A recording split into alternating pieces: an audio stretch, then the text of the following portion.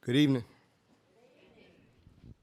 I think I'm new to many of you, and many of you are new to me, which is very exciting.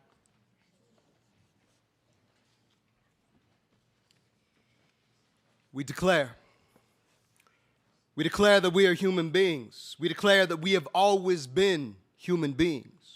We declare our right to human rights, universal rights. We declare the rights of kings, queens, emperors, presidents, priests, priestesses, warriors, philosophers, teachers, students, elders, and newborns. We declare our place here above all as spiritual entities with the right to exist without question. We declare all declarations and all rights to make all declarations as we see fit now and always for the betterment and fulfillment of all promises of humanity, past, present, and future. We declare.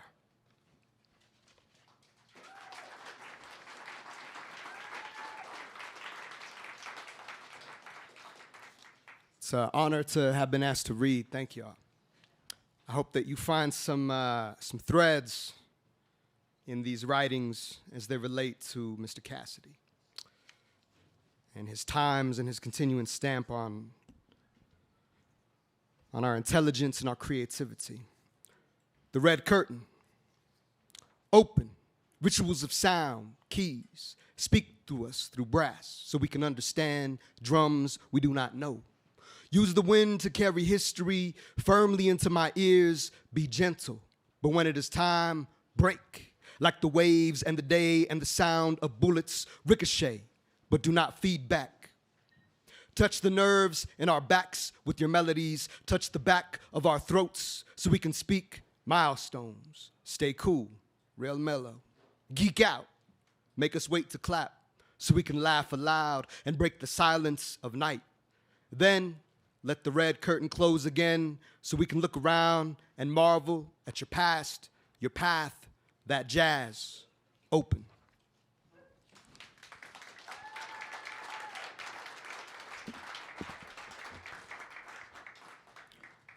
The other cowboy poet. I am the thirsting coyote's breath of your wildest west. Your museums want the windy stories of wild chiefs and rebel Indians to rest.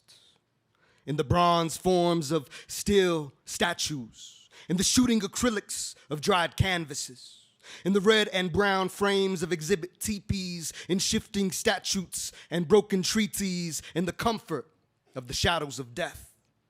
Where the historical hotels of the frontier adorn the peaceful image of an ancient Chief Washakie. Yet where the watchful eyes of so many Wyomingites wander after me sideways, fearful of the crazy horse living within my poetry, I am the other cowboy poet. I grew without horses, but I learned to handle a saddle.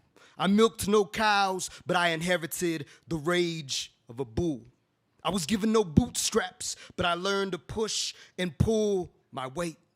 I am the walking black dust from banging caves of killer coal mines, the weathered surfaces of Tierra Madre, and the callous souls rising out of sugar beet rows. Abuelitos' work and sweat now left to dry near the railroad tracks that fashioned Western progress. Abuelita's tears from bruised fists of cultural resistance, fearful nights waiting for riotous saloons to release their men. The buffalo's eyes in the thoughtful prairies of Big Sky, the industrious smiles of modern immigrants in Jackson Hole, the grinding grit on the south sides of Rollins and Cheyenne, the winds that sing rivers and the trails of tears we still cry, the ghosts on the other side of Buffalo Bill's bullets. I am a wandering Chicano without a proper barrio. I am the reclamation of a history I was never taught. I am the Indian paintbrush the frontier never planned to hear. I am the other cowboy poet. Bang, bang.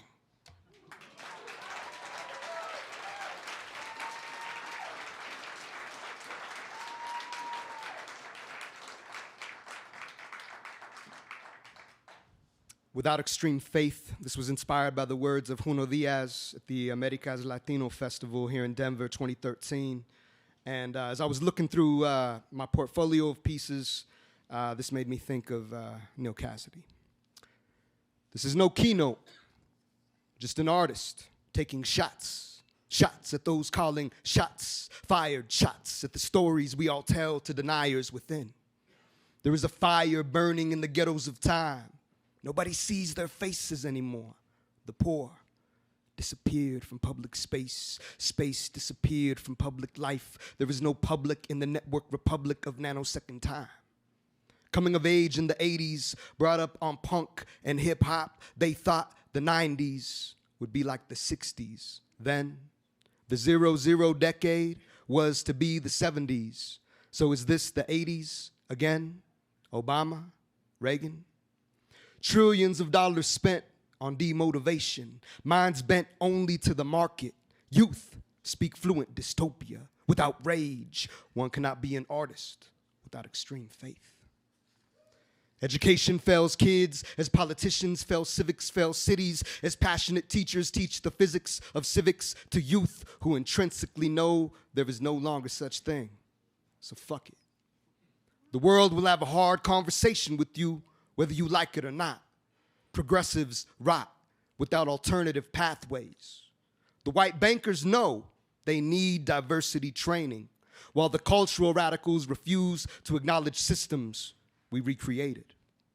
The only way to survive is to gather resources, to care for our bodies, to speak our stories, to see marathons, not fuses, and brave steps forwards in simple solutions. A 10-year moratorium on men's leadership roles. Why not? Because a 3,000-year-old civilization could travel forward to see us doing what they were doing, what we are doing. A calendar society owning people, counting nature, resource by resource, creating artifacts of repetition, repeating precipice. Another civilizational moment is possible, beyond demonstrations, within imagination. Disrupt the networks, break the class divisions. Whenever possible, forgive yourself and have patience. You cannot be an artist without extreme faith.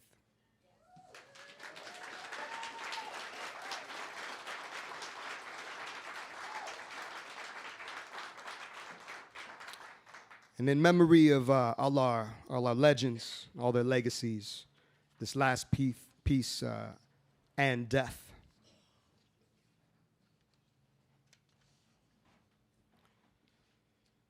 Be not afraid of death. You will come to me to the gavel points time and time again, ill and in good spirits, tired and with the charge of a bull. We will confront her, sleeping and walking, waking and dreaming, seeing the world through the eyes of a tired deer, wounded and beaten, tranquil and bequeathed to the great sleep.